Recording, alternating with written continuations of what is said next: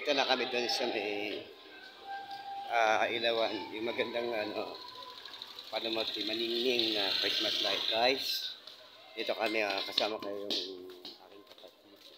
Kasi madilim guys, hindi namin makita siya. Ayan. Pwede din papunta na kami doon. Ayan, ang ganda pala doon, oh. Grabe.